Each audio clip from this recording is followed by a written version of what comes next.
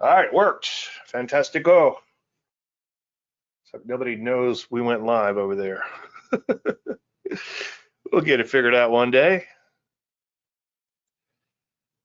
What's the old saying? In the end, everything will be all right. If it's not all right, it's not the end.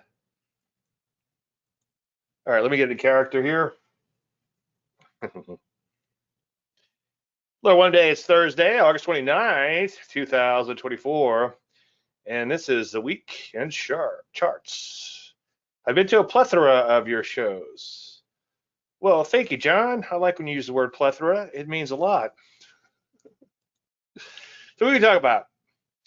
Well, first of all, I want to thank all you guys and girls for attending. I almost forgot to do that. I appreciate taking time out of your busy schedule to be here, as I was just saying right before we went live. Well, obviously, current market conditions, your questions on trading, feel free to punch those in as we go. Your favorite stock and crypto picks. We'll go crypto first, and then we'll go to stocks. And then this week, I want to continue the methodology in action. I think that's an important thing for me to do every week. And I'm going to build on that week after week, I believe. And we've got a couple of mystery charts. We got a new one, and we've got a couple of reveals, sticking with the trend, and a brief 10% update. I'm going to touch briefly on a million little things. There's not a whole lot I want to get into this week. I want to focus mostly on the methodology, and then obviously we'll get into the market, talk about a lot of things there. And again, any questions that you may have.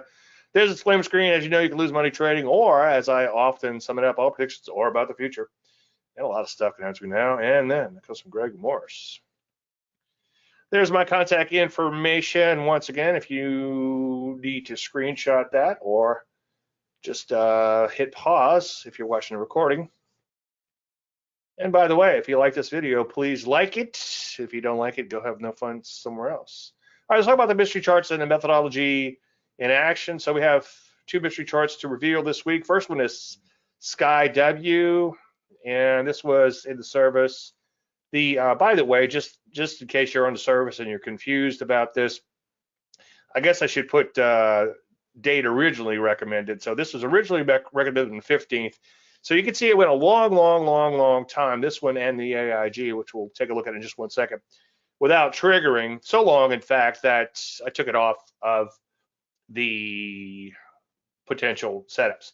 Anyway, as I said a couple of weeks ago or last week, it was headed higher, but then lost some momentum and then traded sideways for a while. You could see it did make all-time highs, but then came back in from that and then began to sell off, creating a bow tie. And if you look down below, you can see the bow tie proper order: 10 greater than 20, 20 greater than 30, 10 simple, 20 exponential, 30 exponential. As I say each week, went from green or uptrend proper order to downtrend proper order, where the 10 is less than 20, 20 is less than 30. Over a short period of time, yellow means that they're either uptrend or downtrend proper order. When you see it go from green to red really quickly, especially if there's no yellow in between, those are usually your best bow ties. 3 to 4 days is ideal. I'll go maybe a little bit more longer than that. And keep in mind that it's still going to be a first thrust or likely some other pattern that I trade, even though it might not be officially a bow tie. But anyway, the entry was here, and you could see it just went on and on and on and on and never did trigger. All right, the second reveal, I'm just going to go back to that just for 1 second. You can see, again, like I just said, it just kept going higher and higher. And I actually recommended, I didn't realize I had recommended this way back here. So, and not that this stock is not still in trouble. It doesn't look too pretty still, but it's no longer really fitting the methodology. And the other reveal would be AIG. And let me just remind you of that. Here are your parameters down here. You can see that they're roughly the same price, but because the volatility is a little different, the Sky W a little more volatile than the AIG, I used a slightly smaller stop on that one. So keep in mind the stops are going to vary. If you look at this ULS, it wasn't extremely volatile and was also lower price at the time. So we actually use a 5-point stop, and that's 12% initial risk. I was reading, I'm going to be speaking about Jesse Livermore in a couple of weeks in San Francisco. And so I'm rereading everything I can get my hands on. And then I'm looking through, geez, I don't know how many it was. I remember I started a series thinking I'd take 3 or 4 weeks to do it. And 3 or 4 months later, I was still knee deep into it or neck deep into it. But anyway, one of the things that I read that he said that, or at least in the biography about it, said if he was down 10%, he'd get out. The only problem with that is some of the stocks that we trade might bounce around 10% in a day. And as I've said ad nauseum, there's a popular methodology out there that says get out at 8% loss. Well, we could take another look at NNE in a minute. Something like that would move 8% in 3 or 4 minutes, and so that would instantly knock you out. You have to be outside of that normal noise, otherwise you'll get stopped out on noise alone. But anyway, you can see this one made kind of a triple E top looking thing, or quadruple top, depends on how you want to count that, but definitely was not making much forward progress, even though it made some new highs here and there. It just really didn't follow through to the upside. Sharp sell-off. Not so much a bow tie on this one, kind of a sloppy bow tie, if you want to call it that, but it's a first thrust, which is also a tradable pattern. Also, look at all this overhead supply, and so far it's kind of pushing into it, which is kind of surprising to me. But so far it also hasn't triggered. So the pullback just kept pulling back, and never did trigger. So no capital was put into harm's way. As I've said before, I'll probably get an email 6 months from now on that one. It'll be probably at $200 a share, and they're like, "What should I do?" I'm like, I don't think I recommended that. It was going straight up, and like, yes, you did. Well, it never triggered, so you should have taken it. I know I'm kind of making light of that, but I am kind of shocked at how much that one little thing, and hopefully, let me see if I have it on the list here. If not, it needs to be on the list. I don't see it right off. It's got to be on here on the Million Little Things list. But if it's not, I should add it in next week, or actually a little housekeeping. I won't be doing a show next week or the week after. Next week's a holiday week. It's kind of hard to get a show together. Plus, I need to at some point get serious about getting that presentation together. I got to finish that presentation for San Francisco, and the following week is San Francisco. But anyway, getting back to the methodology in action, here's ULS. And notice that it began to take off. This was an IPO. It took off and accelerated higher, then began to pull back. So these core methodology patterns can work really nicely in IPOs. And IPOs are extremely inefficient. And John, who's here tonight, John Ross, he's taken the ball and ran with that. And we've been kind of talking via private messages. We need to kind of expand upon that at some point in time, but we hadn't quite hashed it out. But anyway, the core methodology works really well in IPOs. I'll show you another little pattern I like here in just 1 second as an example. And the entry was right around here. Stop was down here. IPT was here. We hit the IPT. And that's here's my trades and what I call my model account. If I recommend 400 shares in the service, I do take that actual trade.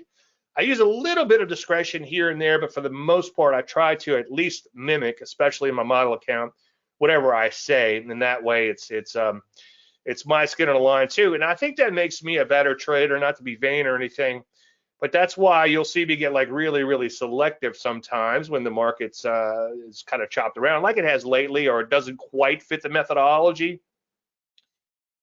The market won't, like last week, if you get really bored or can't sleep, go in and watch last week's Dave Landry's The Week of Charts, where I talked a lot about you can't kiss all the women, because sometimes people regret that they'll see a stock take off without them, and they're like, damn, I wish I could have gotten on board. Well, if it doesn't set up for your methodology, and you should be following a fairly specific methodology, then you should not take the trade. Now, there are some cases, and I'll show you in 1 second, where, yes, you could buy markets that are just going straight up, but there's a lot of caveats involved with that, and we'll get to that in just 1 second. Anyway, my buy was actually right here on this line here. I don't know why it's over there. And then we sell half at the IPT. I think it was about 4 points on that IPT, so that's $902. I was supposed to get a little bit more, probably 4 points, I would guess, or a little bit more than that. And I don't know exactly why I sold a little shy of the IPT. But again, it's close enough in this particular case. And I do try to, and the again was, I do try to match whatever I recommend the service as much as possible. And I did a mark to market based on today's close. and just 200 shares are left in the model account, of course, and that's worth 29.46. Knock on wood. That's an extra 250 something to $300 from last week. So far so good. I don't want it. I don't hope it happens, but I expect we'll have some drawdowns along the way on this, more than we've seen probably in the past, because the volatility has picked up a little bit, and as price gets higher and higher, it's going to move around more on a point basis too. But that comes with the territory. We have a loose trailing stop, and yes, it always hurts in the end, and we talked about that last week at Bandcamp. But longer term trend following is where the money is. Now, again, not to keep reiterating when I beat the dead horse so much, but we get in for the swing trade and we stick around if the party continues. So here's this week's mystery chart. This is a good looking chart. I've been watching that one forever. And you can see I've got it down here, all the information you need to know right down here. Little tease there. By the way, that's the ULS, so 2980 in the model portfolio for a total of 3980. That's the only stock we have left. Just kind of random thoughts. Even though the market sort of tanked a while back, we're still holding on because we didn't get stopped out. And so far, the market has come back nicely. Now, will it continue to come back? I don't know. I have some concerns, and we'll get to that when we get to the live charts. But anyway, so that's a recommendation for tomorrow. Today's the 29th. So this actually should have been the 29th instead of 28th here. But I'm pretty close, and I'll fix that. Anyway, this thing sort of gradually worked its way higher, and then it began to accelerate higher very nicely. Also notice, and you can see I have a line drawing through the bars. Notice that there's some really nice persistency, meaning that the stock tends to go up day after day after day. And mathematically, it's equivalent to linear regression. I just like to draw lines through charts, through as many bars as I can intersect. And you can see that that's a fairly solid trend. I have a pattern called, or setup called persistent pullbacks, where I think one of the rules is 20 bars of persistency, but over time, and that's 20 years ago, I guess, since I published a pattern, I've noticed that shorter and shorter term persistency is still quite useful. And I think I noticed that back in, it might have been like 2009, or I forget exactly when, but it was a long time ago when I was in Italy, and there's a huge screen behind me. That's back when trade shows were massive. There was like 500 people in the audience, which was like, it was a little scary. But when I was looking up at the charts to explain things, it was really cool because these bars were like 3 and 4 feet high, each bar. And I noticed that even just 3 or 4 or 5 of these bars that were stacking on top of each other were relevant as far as a relevant technical pattern. So pay a lot of attention to persistency, and I think you're going to be very happy with that, and you are welcome. So nice little pullback here. This thing has gone so far and so fast. I'd actually like to see a little bit deeper pullback, but I feel like it's a setup right now that if I didn't take, I would be pissed. Maybe I think I reworded it a little bit more eloquently, but that's one of the million little things. It's like, if you're looking at a setup and you feel like you'd be crazy not to take it, then that's a setup that you should take. And then you kind of time travel, and like this thing takes off and you're not in it, would it really, really frustrate you because it's part of your methodology and you should have taken it? Not because it's just going up, but because it's part of your methodology. Hello, Matt. Good morning. What time is it over there? Matt's waking up with us. Entries there, he's down under, and I believe they call it Melbourne. Entries there, stop is down here. Now, that's a pretty wide berth, okay? Percentage-wise, that's huge. It's probably round numbers. It's probably like a 20% stop, but this stock is an HV over 100, and that's what it calls for. But it does trade fairly cleanly, even though it's got such a crazy HV. And it's a TKO type of pullback, a little bit of a pullback, a little bit of a TKO, trend knockout. Anyway, IPT's up here. So we'll see what happens. And if it triggers, I'll reveal it next week. If we pull it off, I'll also reveal it. I want to do a quick TFM 10% system simply because the market got a little questionable not that long ago. And in some cases, I think it still could be questionable. It's really mixed out there. Some sectors are doing really well and some sectors not so much. And we'll flesh all that out in just one second. Anyway, so where are we now with TFM 10% system? Well, the zones here, which is the zones were inspired by Jeff. My original zone, so to speak, was just a 10% line. It was just a line. And anything below 10% of the 50-week closing high means that the market is likely in trouble. My premise there is just technical analysis 101, kind of like the buy at B, which I'll mention again in a second, spoiler alert, is that if a market is go from A to C and B is somewhere in between, it's going to have to pass through B, okay? You can't just always buy at B like I often say, but in some cases you can, and I'll get to that in just one second. If you're watching a trader, if you're watching Methodology in Action, it's a separate playlist. Go back and look at the weekly charts for 08, 29, 24, which hasn't been published yet, but it will be by the time you're seeing this on YouTube. Anyway, so Jeff said he likes to get out the way when the market is 5% or more away from the 50-week closing high. Now, he's going to get a few more whipsaws, but he's also going to stay out of trouble should the market tank and keep on going. Now, the original system, I know I've talked about it 1,000 times, so just you guys that are here, bear with me just one second, that are always here, I should say, or familiar with the system. But my original intent is kind of borrowing a line of reasoning from Ian McActivey, or borrowing a line from Ian McActivey, is you want to avoid that diaper change moment where the market just implodes and you're just like kind of freaking out. And so my original intent was, okay, if we got below 10% of that 50-week closing, I get out of the way. And then I added a whipsaw filter of the 50-week closing, 50-week simple moving average. So I said I wouldn't get into all the rules, and there I go.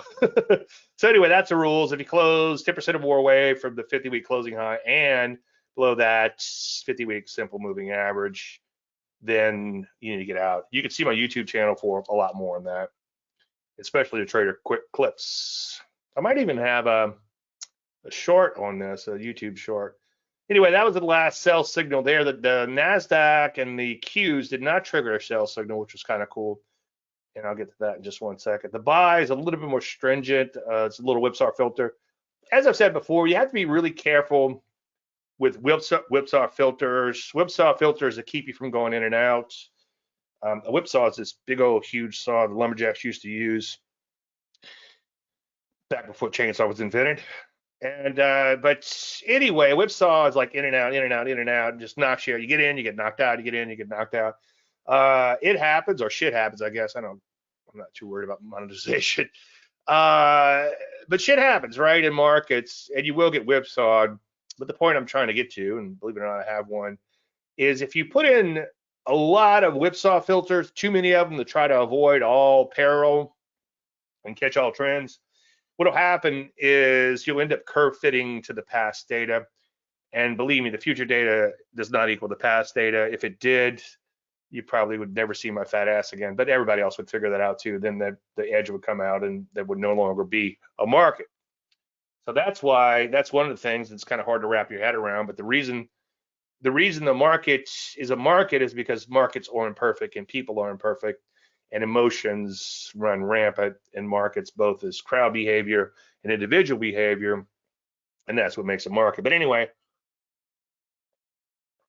you want to make things as simple as possible. And that's a point I'll get to again in a second. So you want 2 bars of Landry light, which is reminiscent of the 220 EMA breakout system, which I now call the 230 EMA breakout system because I like the 30 EMA better than the 20, as I've said quite often. in more recent years. But anyway, 2 bars of Landry Light, that means the lows are greater than the moving average. In this case, moving average is 50-week simple moving average. I like a simple moving average for this. It's kind of hard to wrap your head around, but you actually want a little lag in a longer term trend following system, because if it catches up the price too fast, you're likely to get knocked out. Now, longer term trend following systems have their nuances, and and a lot of them aren't that good. Okay, that's where the money is, and that's where we make all of our money, and most of it, I should say. But the drawdowns can be brutal, and that's why we're taking partial profits along the way. Now, I didn't build profits taking into this. I probably should have in hindsight, as you'll see here in just 1 second. But anyway, the sell signal's less stringent. My thinking is get out the way, sell first, and ask questions later. And we're way up here towards the top of the range. When you look at the weekly chart, it kind of helps you to get that 30,000 foot view. But you still have to get to new highs and stay there, ideally. Anyway, so the buy was back there, 2 bars of Landry Lights, and any close above the 10% line, or the 10% zone, as we now call it. Now, if you take a look at the NASDAQ, it's kind of shocking. And believe me, it was much higher than this. But I was looking at my brokerage account, and I saw it said 50-something%. I'm like, no, there's no way I'm up that much on this position, Qs that is. But I am. And this is like I'm not bragging. I got in sort of like for S and Gs, like, okay, let's see if I can follow a mechanical system. I'm more of a discretionary guy, and I have a lot of money management built into things. But this has no money management. This is just a pure trend following system. It's going to have drawdowns, obviously, but the drawdowns aren't horrible because you're stopped at a 10%. But 10% can be, once obviously you get to 500, you get in at 300, that could be substantial. Like I said last week, that's an $8,000 haircut, at least a couple of weeks ago it was. But so far, I'm up 176.67. And again, it was much prettier than that not that long ago. By the way, you have to close below the 50-week simple moving average and 10% or more away from the 50-week closing high. Those are the 2 caveats. But the system was designed around a calendar week, so that would have to happen on a Friday. You'd have to close out the week. So I could see where there could be a potential for the market to have a significantly bigger than 10% move and below that 50-week moving average. But I'm going to follow it like it was designed years ago. I'm not going to change the system once I'm in it, and we'll just see what happens here. And knock on wood, it's been a pretty good run for now. But the stop is way down here. It looks like 426. And we were up over 500. Like I said a minute ago, that's an $8,000 swing, and that's gotten a little bit better. That moving average is coming up a couple of points each week. And ideally, it'd be great if that moving average got above the 10% line, so it wouldn't be as much of a heartache and headache when it does eventually stop out. And as I've said quite a bit, when I bought 100 shares, it was kind of like an S&G trade. I just thought it'd be kind of fun to see what would happen. And then once it went up 100 points or whatever, it went up 50-something%. Then all of a sudden, it started becoming real money pretty quickly. All right, let me just shift gears here. I want to do a brief, couple of thoughts on the Landry 100. It kind of dovetails in with something I read and reread by Livermore recently. And this is, I did a Kindle search, and this several times he's mentioned this throughout the book. He was talking about one stock that was at brand new highs, and people wouldn't go near it, but it didn't seem to bother him. At 164, prices look mighty high, but as I've told you before, stocks are never too high to buy or too low to sell. The price per se has nothing to do with establishing my line of least resistance. Well, as I've mentioned before, I rebooted the Landry 100. And the Landry 100 is just sort of a proof of concept type of thing. and I don't have real money on the line. Maybe someday, maybe I have to retire or something, or I never see myself retire, but partially retire. I was kind of thinking about it today. It's like I'd have like a workshop, and then I'd have monitors on one side of the workshop. I don't know why I don't do that now. I guess there's too much other stuff going on. But anyway, it's kind of like a proof of concept type of thing where you you have a slot for 100 stocks, okay? And I'll grab the formula for you next week. It's about that big. That's a whole formula. It's just it has to be making a 52-week closing high.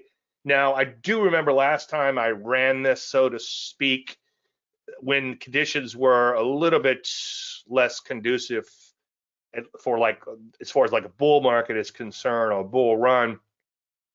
I did just kind of I'd go down from 52 week to maybe as low as 90-day highs for the stocks to be a candidate for the list. But it's pretty amazing, and this one's had a pretty big drawdown that comes with the territory. One thing I was thinking about is earlier today is that I don't have any money management in this other than I go through it every night and decide who's going to get kicked out and who's going to get replaced, who's going to replace the ones that were kicked out.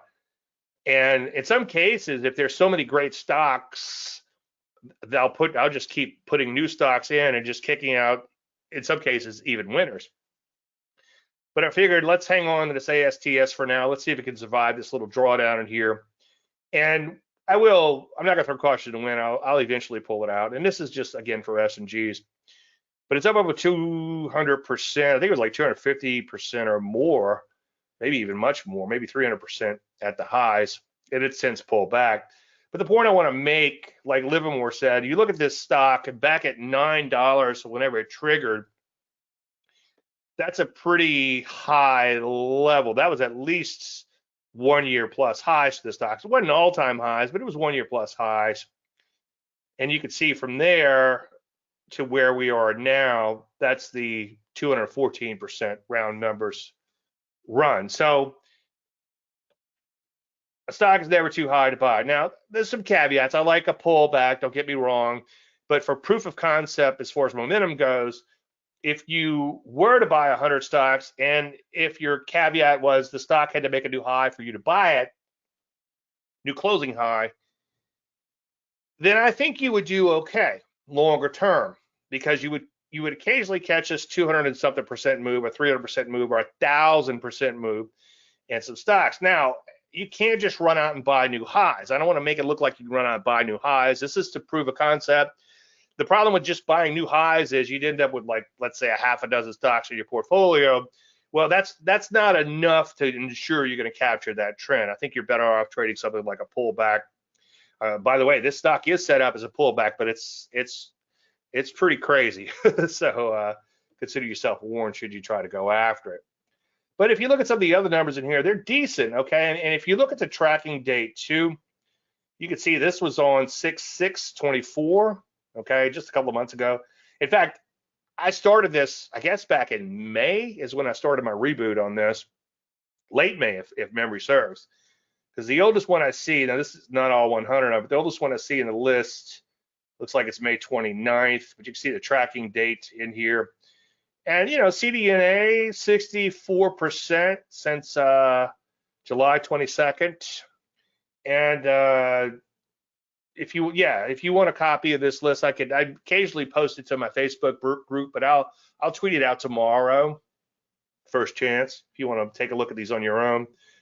But you can see that's a tracking date here, and that's a percentage gain. And these are the top percentage ones. If I reverse this list, which I could certainly do and get the live charts, you'll see that there are some losses, but I do kick out the losers as they go. So this is a survivors database, so to speak, okay? So you're going to see the better looking stocks in here. Like I said a few weeks ago, maybe a couple of months ago when I first rebooted this, is that I'm doing a sort of a constant window dressing when it comes to this list. And again, I spent a lot of time on this a few months ago, so check that out if you can't sleep at night and stealing a line from my buddy Greg Morris. Don't operate heavy machinery after viewing. Okay, immediately things. There's only a couple of things I wanted to talk about this week. I wanted to focus, like I said, mostly on the methodology, and then of course the markets. But there's a couple of things I felt like I wanted to get out there, just based on recent interactions with some people that are a little newer to trading. I would recommend you seek simplicity over complexity. And if you can't put it on a cocktail napkin, toss it out, okay? And correct me if I'm wrong, but I'm pretty sure I could probably draw you that TFM 10% system on a cocktail napkin. I could probably draw a TKO on a cocktail napkin or anything else. And this is pretty much my entire methodology in a nutshell. And sometimes, especially like if I'm speaking overseas, which I haven't done in a while, COVID kind of mucked everything up. It's kind of funny coming out of COVID. My phone was ringing again. Like everybody was so gung ho. Like we're gonna get you in. We're gonna do all this stuff. And I don't know. I did a lot of that too. It's like I look back at some of the things I said I was gonna do, and I did some of them, but not a lot. Life gets in the way, I guess. But usually, for some reason, I don't know why it has to do with overseas, but I'll put up a chart with like 1,000 indicators on it, and I'll say, well, if you understand this, you understand my methodology. And people will get their cameras out and take pictures of it. And I'm like, this is a joke, okay? Then I'll show them persistent pullbacks, TKOs, things of that nature. But this is the entire methodology in a nutshell. For the most part, except for a few little patterns here and there, I trade pullbacks. And you want to make sure you get an entry, put a stop in, your IPT gets hit, initial profit target that is, and then you trail that stop higher on the remainder of the shares. That's pretty much it. Now, keep it simple again. This was a hot IPO, and it just kind of came public, died out, and then it took off and pulled back. And that's it, okay? And then the entry was here, stop was here, initial profit target was there. So it's a hot IPO, first steep retracement, and that one took off nicely. Unfortunately, it went up 200 or 300% or whatever. That's fortunately, but then it imploded, which is fine, and it stopped. It turned out to be a decent trade. We talked about it last week. You can check that out. But the drawdown was abysmal on this one, even after taking partial profits.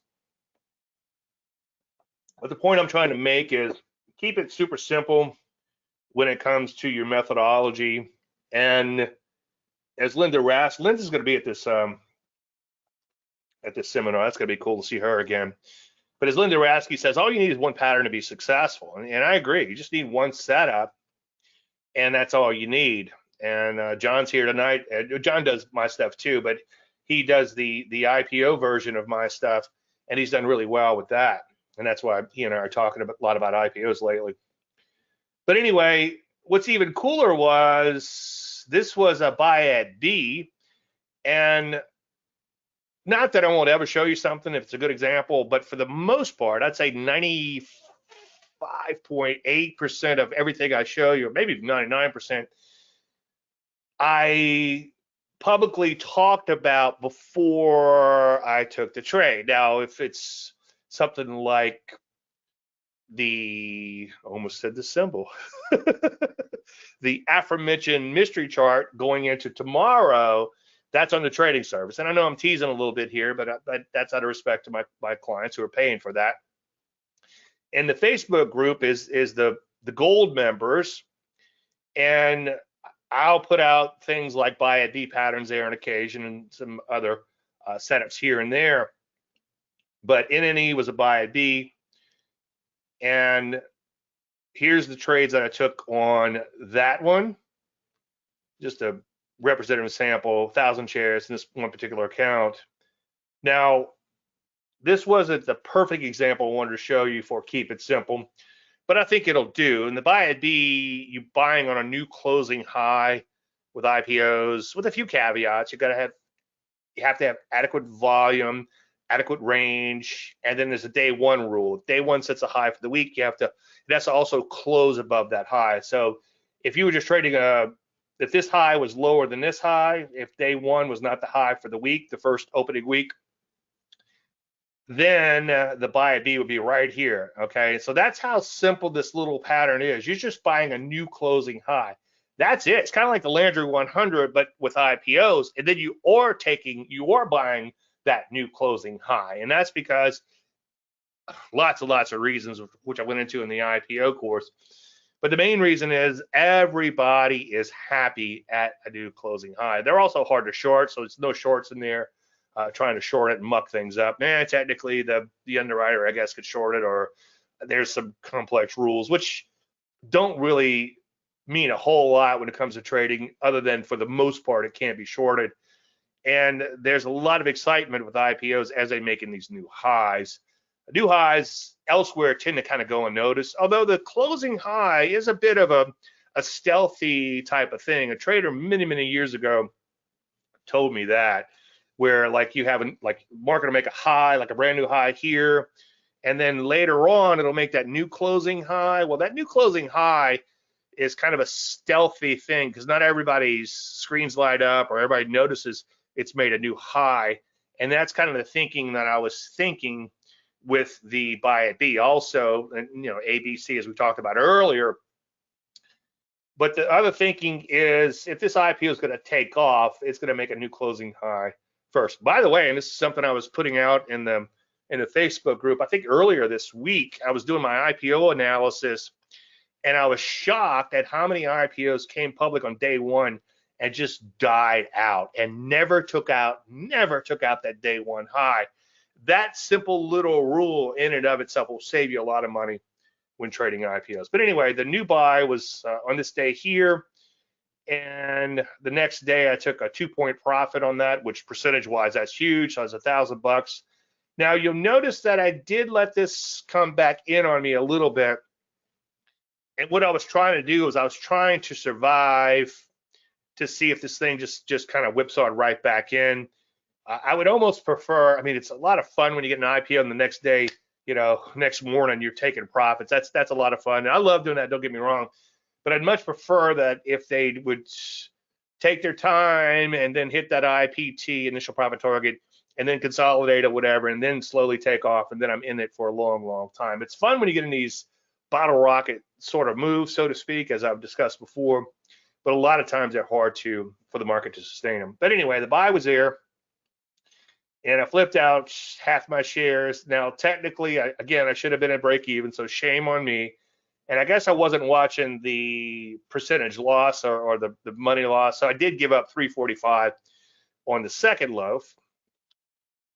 But net over 2 days, that's $655. Do the math on that. That's $82,255 thereabouts. If you could do that every 2 days, which I know you can't, but it's fun to do. My wife's like, "What's that thing you do?" It's like annualizing. Yeah.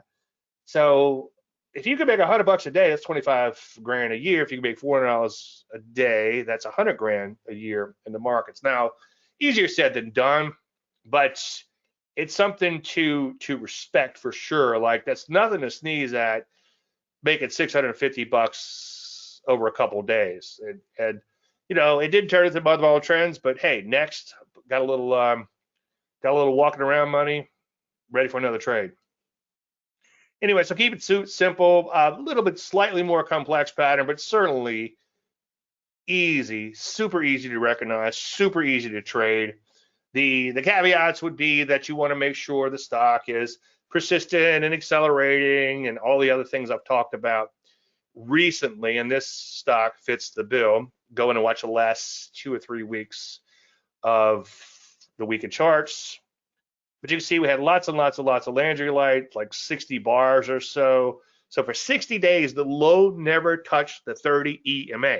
That's a very, very, very, very impressive trend. It was also accelerating as I'm just kind of eyeballing it here. It looks like it had the 3-gear thing we talk about: first gear, second gear, third gear. So first gear back here, draw a trend line, worked away higher, then it accelerated higher, and then it had that third gear just kind of like taking off.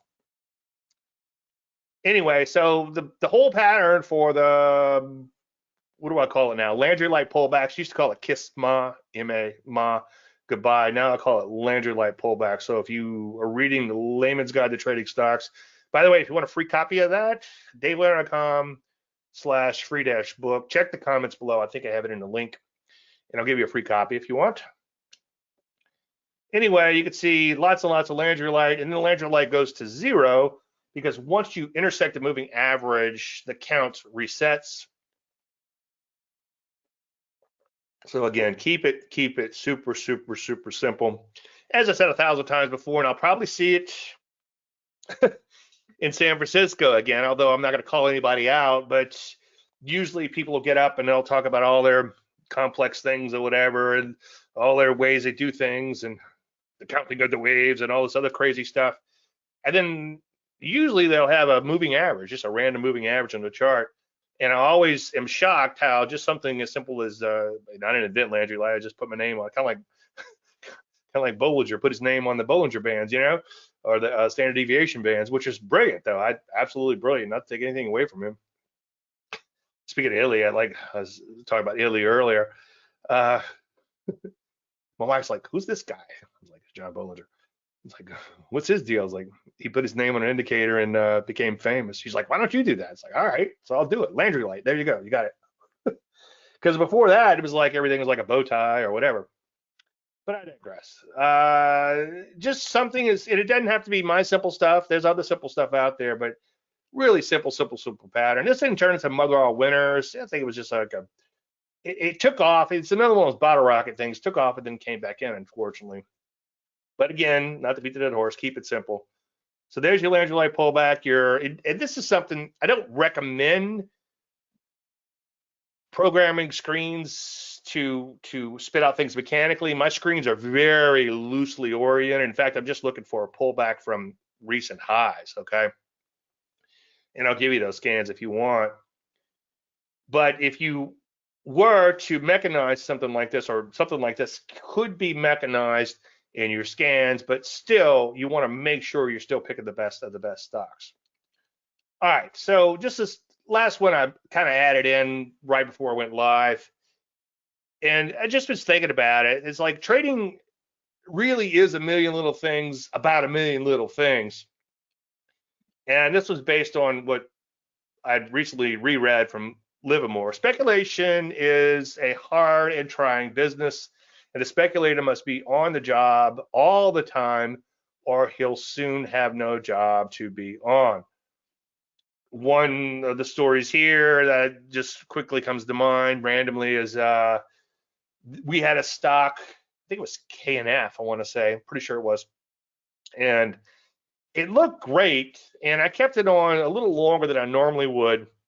It was an IPO, but I kept it on a little bit longer than I normally would in the pullback, just because I thought it looked great. But it was like day after day after day after day. I come in every day and I put on my order every day, put on the order.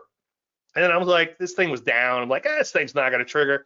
So I went into the house and had lunch, and probably got my ADD probably kicked in. God knows, I probably ended up in the garage, sawing a piece of wood or something. And I came back in and I checked the Facebook group, and somebody said, hey, we had a trigger in the Landry stock for the night, or the setup for today, or whatever. And I'm like, oh crap. And luckily I was able to get in, but I want to thank you guys for that again. And I could have easily missed the big winner. And if I'd have missed that big winner, I'd have been pissed off. So it's a lot of details, and I'm the antithesis, easy for me to say, of a lot of the crap out there, a lot of the guys out there making it look easy. Because if I ever make it look easy, please call me on it. I mean, at times it can be, don't get me wrong. But for the most part, it's a lot of work and it's a lot of details, and you really, really, really have to be on your game. Now, not to talk out of both sides of my mouth, but I do find that busy traders make good traders because they only trade when conditions are conducive. Now, if you are busy, which is great for my core methodology, just make sure you take a few minutes out of every day to make sure your orders are set up. So I mentioned earlier, I went into the kitchen, had lunch, watched a little TV or whatever, or like I said, found myself in the garage sawing a piece of wood. Had I put in an entry order, a stop entry order, that's all I would have had to do, right? Then I could have done all those things, and I would have gotten an alert when I got hit, and okay, maybe I need to see if there's any action needs to be taken. But for the most part, there's nothing to do. Trading is a lot of waiting. But it's those key little moments where you have to do something, and that's what makes it so damn hard. But it's not impossible. It can be done. All right. Let's hop into crypto. If you guys have any crypto pairs you want me to look at, in fact, go ahead and let me know if there's any stock you want me to look at. I'd be happy to do that too. And checking in with my YouTube brethren over there. How you guys? I need to advertise the show. All right, let me get this shared.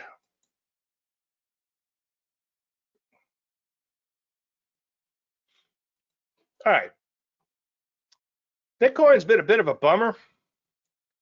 It just can't seem to get going. Remember earlier I mentioned the 230 EMA system, so I put out a tweet on this.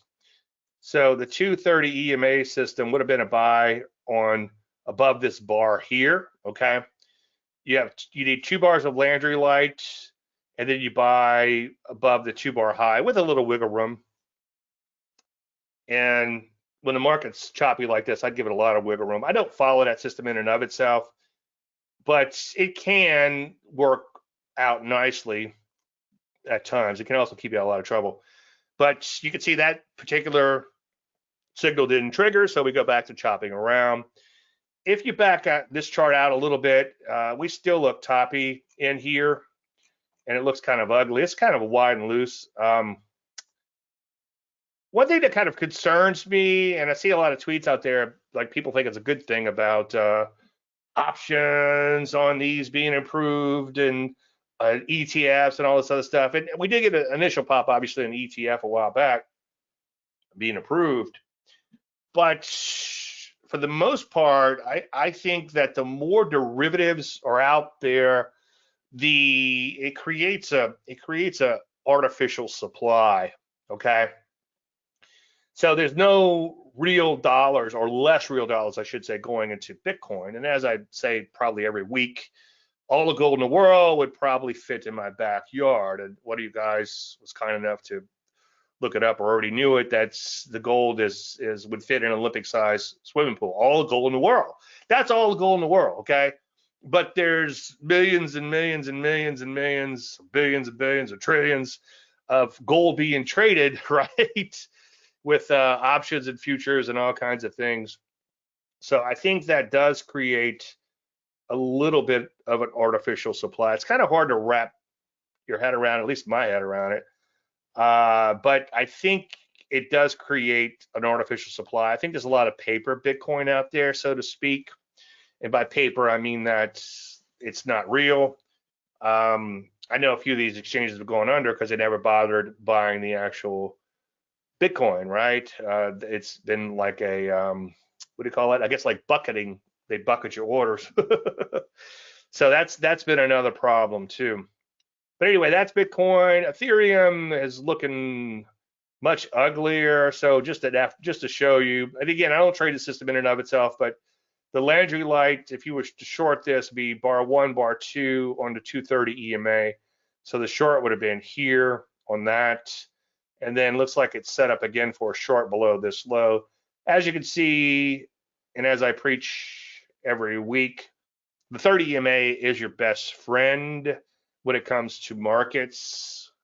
When we look at some of these shit coins, you'll see that it could really keep you out of a lot of trouble. In fact, let's say you wanted to buy Ethereum BTC, right? ETH BTC, and you're like, oh, I think it looks pretty good around 5 cents or whatever. Well, you can see it's imploded from there, and it's dropping and dropping and dropping. And that entire run, eyeballing it, what's that, 60-something days, the high never touched the 30 EMA. Anybody know how to plot Ethereum, Bitcoin on stock charts? I couldn't figure the symbol out on that. But anyway, and that would be a good way to show you the Landry light over there. So as I say quite often, when these things are just blowing and going, you could just buy the stronger ones, these shit coins, SHYT. Right now is not one of those times, okay? And I have to be frank with you, I haven't been staying on top of my analysis here just because there hasn't been anything to do. And that's one of the million little things that I talked about. That was number, well, I can't find it quickly.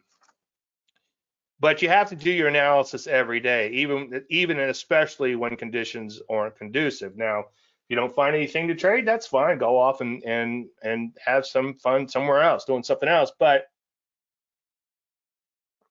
make sure you get your analysis done before you go, or have somebody like me, at least in stocks. I don't have a crypto service, but in stocks, let me do it for you.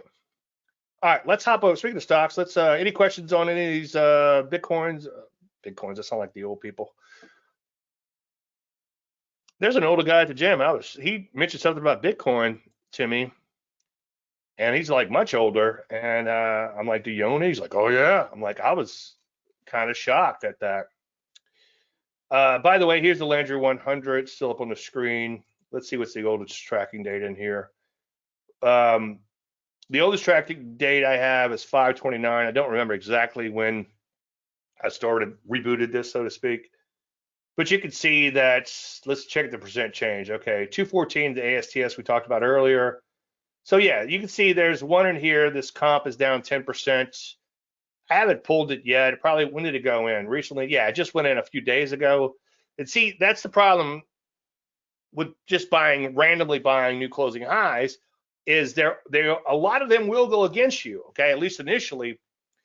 And I think that with a small sample size, even maybe as many as 10, you wouldn't be in enough issues to catch the occasional outlier that goes up to 200, 300, 400%. But I know I'm a nerd, and I know you want to party with me, but I think it's going to be fun to see where this thing goes. Now, if we get in a bear market, this might go completely to cash. So cash is treated as an asset class in this particular index, or whatever you want to call it.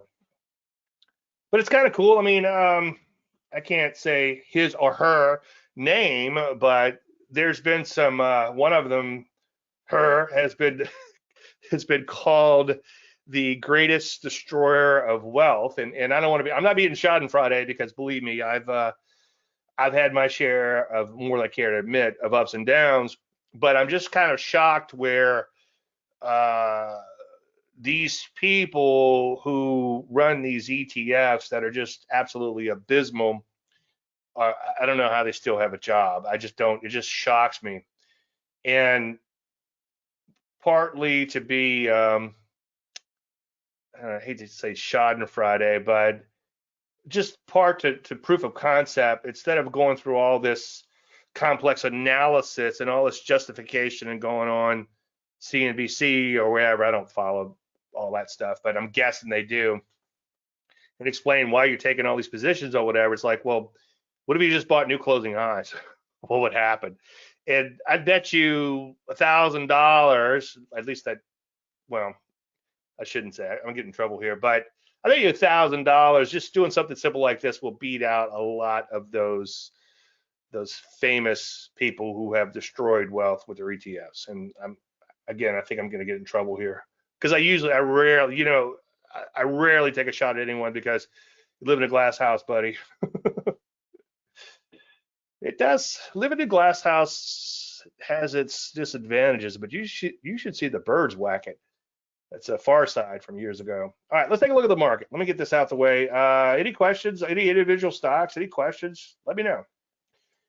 All right, let's take a look at the P's. S&P 500.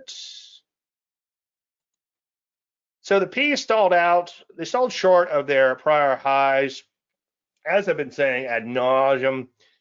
My big problem with these V-shaped recoveries at high levels is, by the time you get all the way back to the old highs, you're very overbought, and it's very hard for the market to sustain that run. Now, there's been a few sectors in here that have defied gravity and did bust out to new highs, and so far, knock on wood, have stayed there. But right now, the overall market, this is a concern, okay? Now, when you look at the weekly, like we just did a minute ago, it doesn't look quite as bad. It just looks like a normal pullback. So that's one little glimmer of hope there. But looking at the daily chart, this is a little bit of a concern. Now, we could walk off this overbought condition.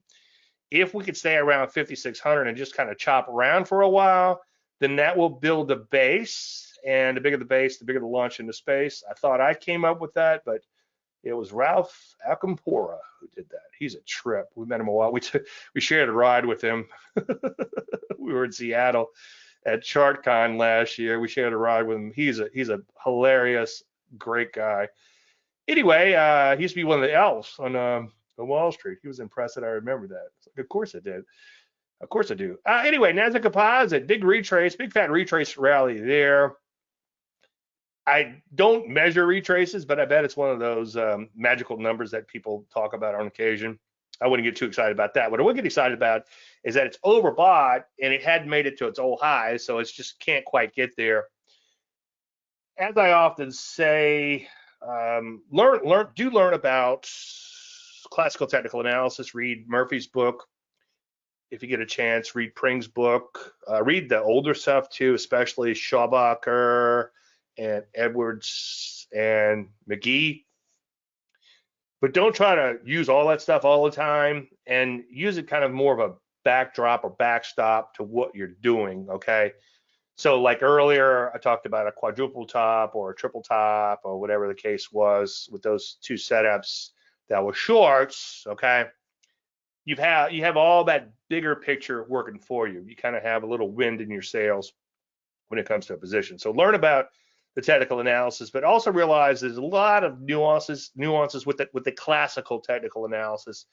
Like a double top, for instance, a lot of times they'll stall short of the prior high, then roll over, or they'll bust out to brand new highs, making everybody think the water's great, the water's fine, come on in, and then it'll roll over. So learn about those little nuances too.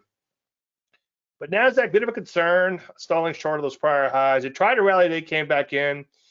I was probably a little too close to the market today when that sell-off began, because it sort of, at least initially, felt like the market was coming unglued, but then it really didn't come unglued. But it was kind of an ugly day if you're watching it closely, especially after such a big rally.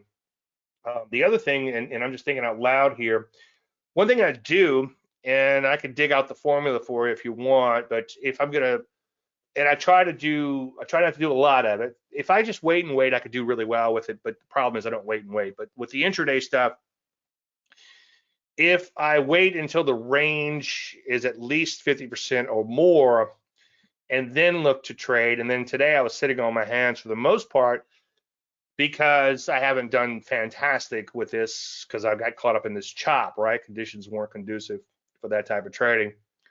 But I'm wondering, my threshold right now is like, on a normal day, no gaps or anything. That's a different trading altogether.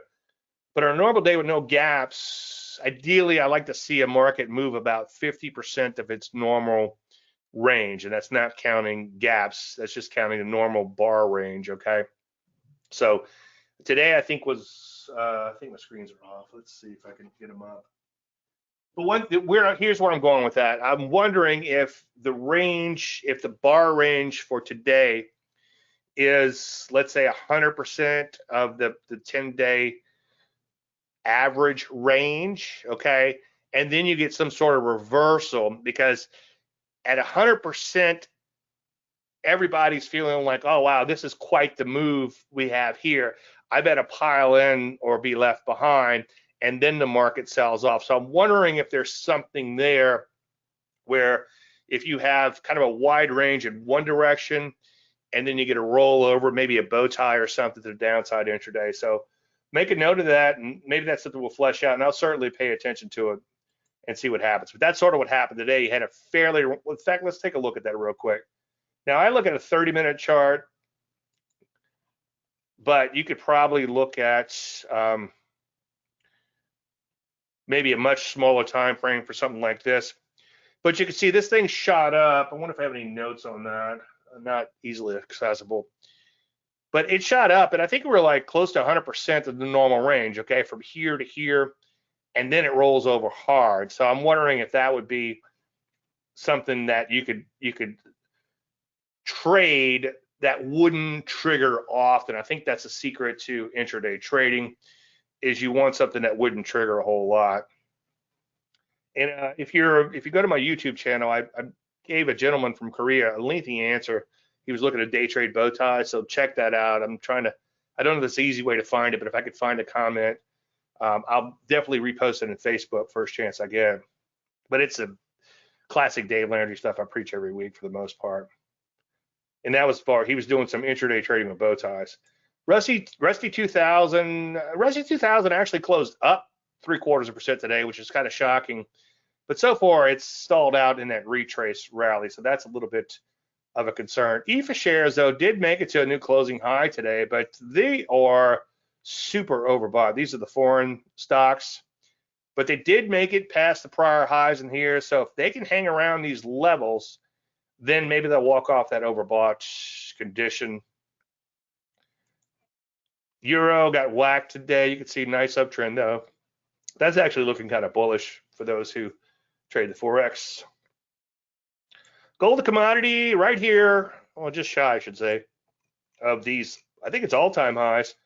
So that's kind of hanging in there. The radio guys are finally right. Usually the radio guys, like when it's, it's going straight down for years, are telling you how important it is to own gold. But they might be right now. But then they're right. Why are they selling it to you? I don't know. That's another story altogether. Defense recovered from his V-shaped recovery, right? Or continued from his V-shaped recovery. So far, so good on defense. That's ITA. Take a look at banks, though. Banks stalled short the prior highs. Again, that V-shaped recovery. I'm not a big fan of that pattern, but give it time and let it work its way out. Like insurance did manage to make it to new highs, okay? And so this is no longer as significant as being overbought, right? Because now we're super duper overbought up here. And if we can just correct kind of somewhat gradually or somewhat orderly, then insurance remains in a pretty serious uptrend. Now, MAGs, another one of those sectors like the NASDAQ and the semis, which we'll get to in 1 second, stalling out at the prior little peak in the retrace rally. This has what I call a witch hat look to it. It looks like a witch hat, okay? Upside down witch hat, but a witch hat. Anyway, you can see so far it's rolling over. I wouldn't get too excited about the MAGs until we can take out 46 decisively. In fact, the way I look at things, it would have to make all-time highs and keep on keeping on for a while. NVIDIA, I know everybody likes to look at that one. Got whacked pretty hard today. Didn't come completely unglued, but technically, it's another one of these retrace problems I've been talking about all night and for the last several weeks. But NVIDIA looks a lot like a lot of the other areas. The semiconductors, for instance, we'll take a look at the semis. Take a look at SMH. You can see, again, stalling out in that retrace rally, selling off in general in here. To the upside, though, major drugs close at all-time highs. So far, so good there. Financials in general, take a look at XLF, closing all-time highs. And this one did survive the retrace rally. So believe in what you see and not in what you believe, okay? Don't get too caught up in them. I would never buy a market that's a V-shaped recovery until it corrects and pulls back, But this starting to look pretty good. We get a nice little orderly pullback in here. It might be worth a shot. Back to the downside. Home builder stall short of the previous high, so that's questionable at best for now. Real estate right at these brand new highs. So far, so good there. Utilities doing pretty good. That may be interest rates related. Health services. Healthcare has been doing really well as of late. Let's see. Let's take a look at, what do I want to look at? It escapes me. I'll think of it in a second. Okay. Any individual stock picks you guys want to take a look at real quick?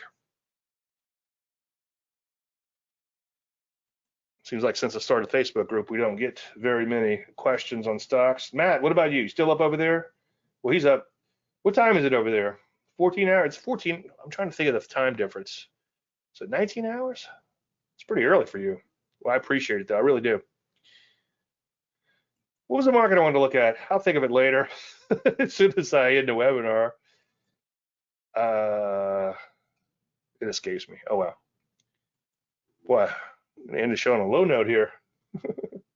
Well, as usual, I want to thank everybody for attending. I appreciate you taking time out of your busy schedules. Anything unanswered, DavidDaveLandry.com. To all of you in Facebook, I'll see you tomorrow in the Facebook group, Dave Landry's Trend Traders. Everyone else, have a great holiday weekend. Happy Labor Day. Matt, I don't know what Monday is, but have a good weekend. Again, everybody have a great holiday weekend, and may the trend be with you. Let me try that again. Everybody have a great holiday weekend, and may the trend be with you. Thank you so much. You're welcome.